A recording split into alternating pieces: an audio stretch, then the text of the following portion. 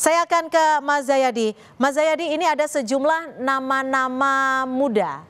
Dia Roro, Taufik Hidayat, Raffi Ahmad. Apakah memang disebutkan nama-nama muda ini yang memang akan berperan aktif dalam kabinet di Kementerian Prabowo Subianto seperti yang dijanjikan beliau sebelumnya?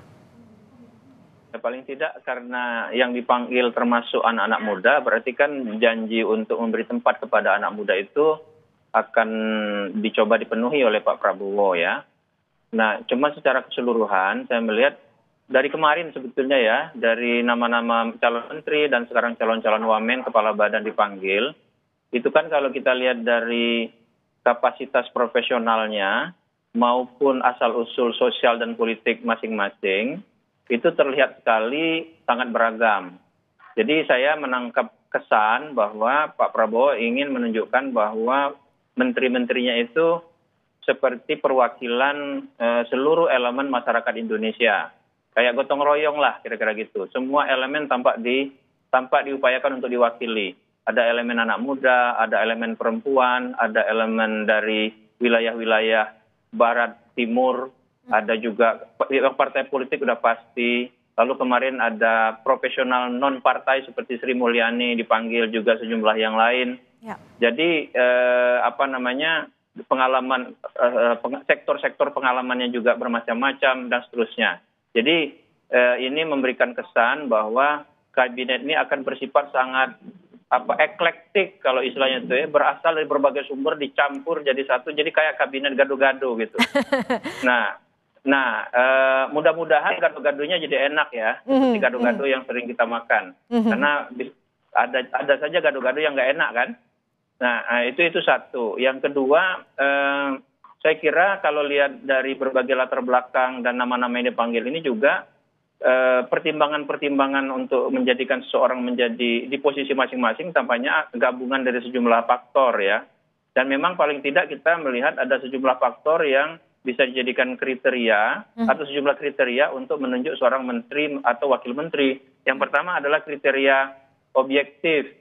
Kriteria objektif itu berkaitan dengan rekam jejak mereka, kemudian pengalaman, kemudian kemungkinan prestasinya dan sebagainya.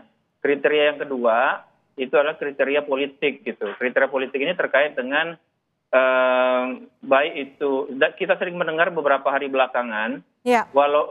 Walaupun profesional itu banyak juga yang langsung atau tidak langsung itu di-endorse oleh partai politik. Artinya kan ada pertimbangan-pertimbangan politik baik untuk menteri atau wakil menteri yang berasal dari partai maupun menteri yang tidak berasal dari partai itu ada pertimbangan-pertimbangan politiknya. Dan memang kabinet, anggota kabinet terutama menteri-menteri itu kan bukan pejabat biasa.